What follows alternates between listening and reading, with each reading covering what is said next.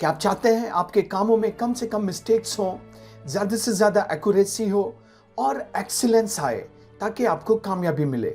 यकीनन आप चाहते हैं कि आपके साथ ऐसा हो। आपकी बात का जवाब 100 साल पुराने फ्रेजेस में मिलता है। God is in the details, the devil is in the details. God is in the details का क्या मतलब है? God is in the details का मतलब है कि खुदा तफसीलात में है, यानी छोटी छोटी बातें, छोटी छोटी चीज़ों की जो डिटेल है उसमें खुदा की मदद शामिल होती है। तो जब हम डिटेल को अहम समझते हैं, उसको तवज्जो से देखते हैं, तो हमसे गलतियां कम होती हैं, एक्यूरेसी ज़्यादा आती है, एक्सीलेंस पैदा होता है और हमें कामयाबी मिलती है। इसी तरह the devil's in the details, इसका मतलब है शैतान डिटेल्स को ध्यान ना देने में है। अगर आप डिटेल्स पर ध्यान नहीं देंगे तो आप गलतियां करेंगे, ज़्यादा से ज़्यादा उसमें मिस्टेक्स आएंगी, एक्यूरेसी कम होगी और एक्सीलेंस भी नहीं आएगा, जिससे आपको नाकामी मिलेगी। तो खुदा का होना, शैतान का होना, ये दोनों डिटेल्स में पाए जाते हैं। अगर आप ध्यान देंगे तो गोया के खुदा की मदद आपको मिलेगी, अगर आप ध्यान नहीं देंगे तो गोया के शैतान की मदद आपको मिलेगी। तो इसलिए डिटेल्स पर ध्यान देना एक बहुत अहम चीज है कामों और बातों में। अपने कामों में नाकामी से बचने और कामयाबी हासिल करने के लिए हमारे लिए ज़रूरत है कि हम ज़्यादा से ज़्यादा ध्यान दें डिटेल्स पर, तफसील पर, छोटी बड़ी चीज़ों की तफसील पर। क्योंकि वो चीज़ जो समथिंग गुड और समथिंग ग्रेट के बीच फ़र्क पैदा करती है वो है डिटेल्स। किसी चीज़ का अच्छा होना, किसी चीज़ का बेहतरीन होना, इन दोनों में जो फ़र्क है वो है अटेंशन टू डिटेल्स, यानी तफसील पर तवज्जो देना। इसलिए ये बहुत ज़रूरी है कि हम पे अटेंशन टू डिटेल्स, कि हम डिटेल्स पर ज़्यादा से ज़्यादा तवज्जो दें। इसीलिए जनरल जॉर्ज मार्शल कहते हैं, listen to the other person's story, listen to the other person full story, listen to the other person full story first. कहानी सुनो, पूरी कहानी सुनो, सबसे पहले पूरी कहानी सुनो।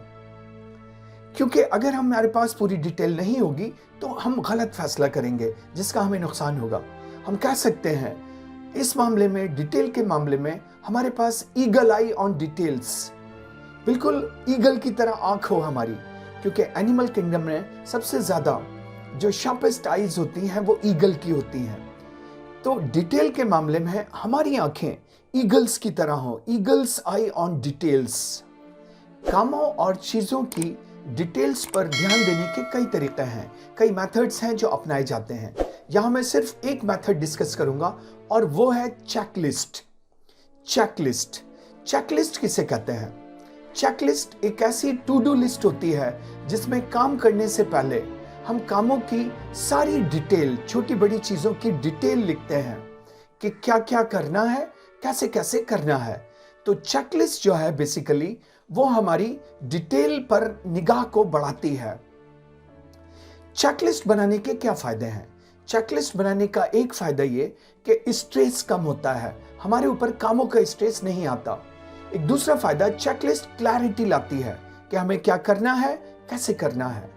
एक तीसरा फायदा, चेकलिस्ट से हमारा कॉन्फिडेंस बनता है, हम ज्यादा कॉन्फिडेंट हो जाते हैं। फॉर एग्जाम्पल जैसे कोई मतलब मैकेनिक काम पर जाने से पहले वो एक चेकलिस्ट बनाता है अपने टूल्स की कि कौन कौन से टूल्स हैं जो उसे लेके जाने चाहिए। इसी तरह एक इवेंट प्लानर कि किसी फंक्शन को, किसी प्रोग्राम को ऑर्गेनाइज करने से पहले वो एक चेकलिस्ट बनाता है कि क्या क्या काम होने हैं, कैसे कैसे होने हैं। इसी तरह एक स्टूडेंट कि इम्तहान से पहले वो एक चेकलिस्ट बनाता है कि वो क्या क्या पढ़ेगा, कैसे लिखेगा।